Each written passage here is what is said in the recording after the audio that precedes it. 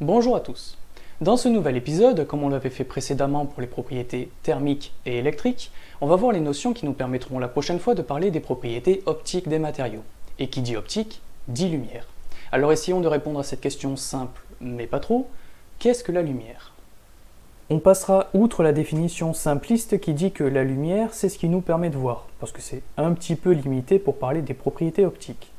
Non, on va plutôt parler de ce qu'est physiquement la lumière et comment elle interagit avec la matière.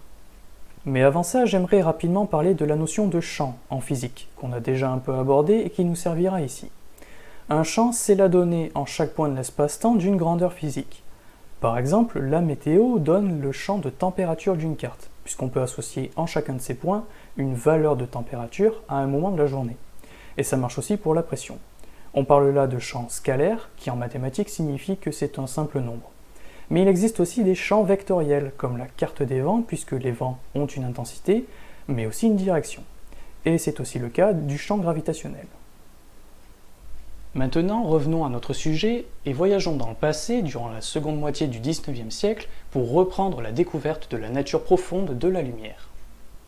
À cette époque, un physicien écossais du nom de James Clerk Maxwell regroupe les travaux expérimentaux de ses pairs et prédécesseurs sur l'électricité et le magnétisme, et trouvera en 1865 un jeu de 20 équations harmonisant tout ça qui, après quelques années et l'intervention d'un autre physicien, Oliver Heaviside, donnera en 1884 un jeu de seulement 4 équations, connues aujourd'hui sous le nom des équations de Maxwell.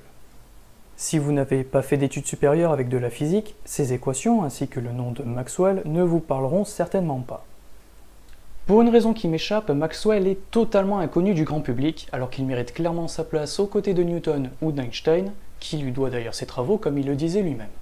Ces équations sont simplement la base des deux plus grandes avancées de la physique moderne, à savoir la relativité et la physique quantique.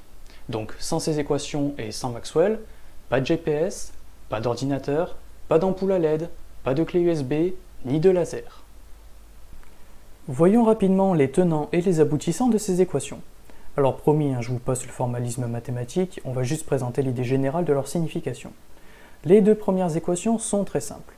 La première, dite équation de Maxwell-Gauss, porte sur l'électrostatique et dit qu'une charge électrique génère un champ électrique, dont l'intensité dépend de ce paramètre, ε0, qu'on a déjà vu en parlant des propriétés électriques. C'est la permittivité diélectrique du vide, qui indique, grosso modo, à quel point il est difficile d'y créer un champ électrique. Si cette valeur était plus grande, une même charge générerait autour d'elle un champ électrique plus faible. La seconde, dite équation de Maxwell-Thomson, porte sur le magnétisme et dit qu'il n'existe aucun monopôle magnétique. Il y a forcément au moins deux pôles.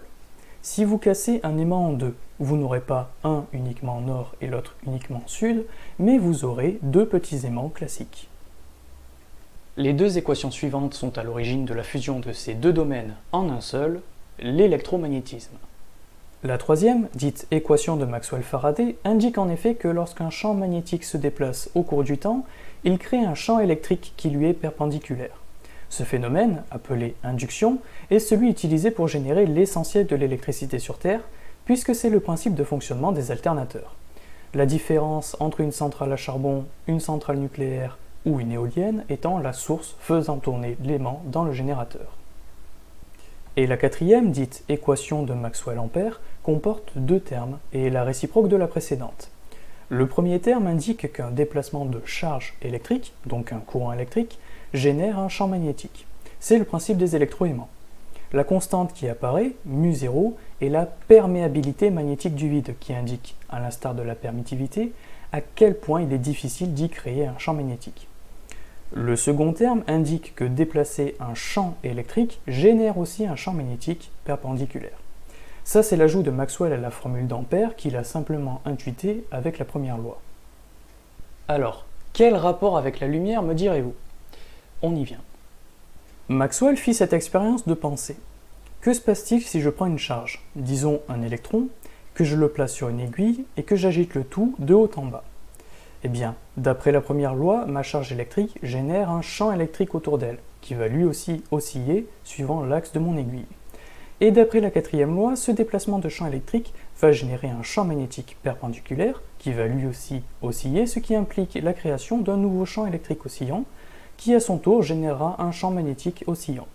En faisant osciller notre électron, on a démarré une boucle auto-entretenue de champs électriques générant des champs magnétiques, générant des champs électriques, générant des champs magnétiques, et ainsi de suite à l'infini, sous forme d'une onde qui s'autopropage dans le vide, comme l'onde provoquée à la surface d'un lac par un caillou tombé dans l'eau.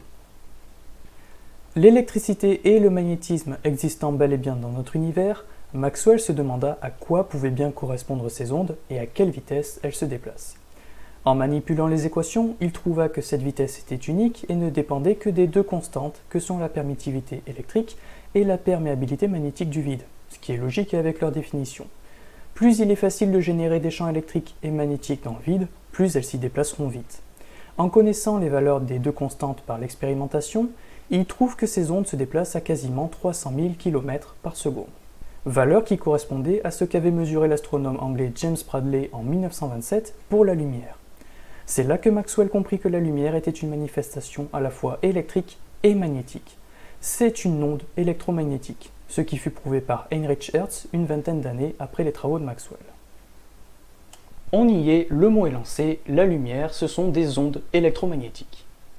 Ayons une petite pensée pour toutes les personnes terrorisées par ces deux mots sans en connaître la véritable signification. Ces ondes n'ont pas besoin de support physique pour se propager, contrairement à ce que l'on pouvait penser avant 1881 avec les célèbres expériences de Michelson et Morley, dont l'objectif était de démontrer l'existence de l'éther lumineux, une substance qui devait emplir le cosmos pour permettre à la lumière de voyager et qui, spoiler, n'existe pas. Au contraire, on verra plus tard que la présence d'un milieu est même problématique pour sa propagation. Maintenant que j'y pense, c'est vrai que les termes ondes électromagnétiques font avant tout penser aux ondes radio auprès du grand public. Du coup, c'est quoi la différence entre ça et la lumière ? Vous vous en doutez, il n'existe pas un seul type d'onde électromagnétique, mais toute une gamme, ou devrais-je dire tout un spectre. Elle se regroupe justement dans ce que l'on appelle le spectre électromagnétique, où l'on retrouve donc nos ondes radio et la lumière, on parlera plutôt du domaine visible, mais aussi les micro-ondes des fours du même nom, les ondes dites térahertz, très utilisées pour l'étude de composition chimique, les infrarouges des caméras thermiques, les ultraviolets qui permettent de bronzer, les rayons X des radiographies médicales et les rayons gamma qui ont plus de chances de vous tuer rapidement que de vous transformer en boule de nerfs toute verte. La différence entre tous ces types d'ondes, c'est leur fréquence, notée mu et exprimée en Hertz, qui correspond au nombre d'oscillations par seconde. Pour les ondes radio, on est typiquement de l'ordre du million par seconde, ou mégahertz. Pour la lumière, c'est dans la centaine de térahertz, soit plusieurs centaines de milliers de milliards d'oscillations par seconde, et pour les rayons gamma, on dépasse l'hexahertz, soit quelques milliards de milliards d'oscillations par seconde, rien que ça. Il est à noter que l'univers baigne constamment dans ces ondes émises par de nombreuses sources, et dans tout ça, nos yeux permettent seulement d'en apprécier cette infime portion qu'est le domaine visible. Dans les faits, on préfère utiliser un autre paramètre, la longueur d'onde, qui correspond à la distance physique entre deux pics et qui est liée à la fréquence via la vitesse de l'onde. À chaque fréquence est attribuée une énergie, qui lui est directement proportionnelle via cette constante, la constante de Planck. Ce qui est important à retenir, c'est qu'une onde électromagnétique, c'est de l'énergie, au sens physique du terme, et non mystique. Et une fréquence plus élevée correspond à une énergie plus grande, et une longueur d'onde plus courte. C'est pour cette raison que, contrairement aux ondes radio, les rayons gamma sont clairement dangereux pour les organismes vivants. Abordons rapidement une autre notion qui nous servira la prochaine fois, celle de la polarisation. Ça vous parle peut-être si vous faites de la photographie ou si vous avez acheté un certain type de lunettes de soleil. Mais c'est quoi cette polarisation ? Si ce terme peut renvoyer à plusieurs notions, en optique, la polarisation c'est simplement l'orientation du vecteur électrique de l'onde. Une source de lumière quelconque émet des rayonnements avec toutes les polarisations possibles, même des circulaires ou des elliptiques, ce qui correspond à une rotation du vecteur électrique et donc de l'onde autour de son axe. Avant de terminer, penchons-nous sur la production de ces ondes. Pour rappel, on crée une onde électromagnétique en déplaçant une charge électrique, comme un électron. C'est d'ailleurs comme ça que fonctionne une antenne radio. On fait osciller à haute fréquence les électrons libres dans la tige métallique de l'antenne, ce qui émet des ondes qu'on module pour transmettre des signaux, et dont le vecteur électrique est parallèle à la direction de l'antenne. Mais il n'y a pas que les électrons pour émettre. Lorsque les atomes vibrent à cause de l'agitation thermique, ils émettent typiquement des rayonnements dans le domaine infrarouge, qu'on utilise pour les caméras thermiques. Et si on les chauffe suffisamment, ils contiennent plus de chaleur et donc d'énergie, d'où l'émission d'une lumière d'abord rouge qui finit par virer au blanc. C'est le principe des ampoules à incandescence. Certains se demanderont peut-être, et dans le cas des LED, on n'a ni champ oscillant haute fréquence, ni incandescence, sinon elle n'aurait aucun intérêt. Du coup, par quelle magie peuvent-elles bien produire de la lumière? Eh bien, c'est simplement grâce à la physique quantique. La théorie des bandes, vous vous en souvenez? Eh bien, c'est elle qui explique le principe de fonctionnement des LED. Alors, comment ça marche? Eh bien, c'est très simple. Pour rappel, lorsqu'un électron passe de la couche de valence à la couche de conduction, dans les cas non conducteurs, il lui faut sauter le gap entre les deux, avec une énergie au moins égale à l'énergie de gap, ce qu'on peut faire en appliquant un courant électrique suffisamment important. Seulement, l'électron n'est pas à sa place et, instabilité oblige, il va retomber dans sa couche de valence, et pour ce faire, il doit dissiper l'énergie qu'il a accumulée, et ça se fait par l'émission d'une onde électromagnétique dont l'énergie, et donc la longueur d'onde ou la fréquence, est exactement celle du gap.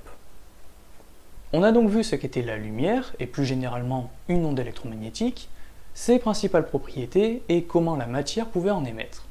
La prochaine fois, on verra l'inverse, à savoir l'interaction entre une onde déjà émise et un morceau de matière. Ça a l'air de rien, mais ça permettra d'expliquer de nombreux phénomènes. Sur ce, je vous remercie d'avoir regardé cet épisode en espérant que vous n'oublierez pas Maxwell qui, à l'instar de Newton qui comprit qu'une pomme qui tombe, c'est pareil que la lune qui tourne dans le ciel, fut le premier à comprendre que la lumière, l'électricité et le magnétisme étaient les multiples facettes d'un même concept, ouvrant la voie à la physique telle qu'on la connaît. Et c'est là-dessus que je vous dis à la prochaine.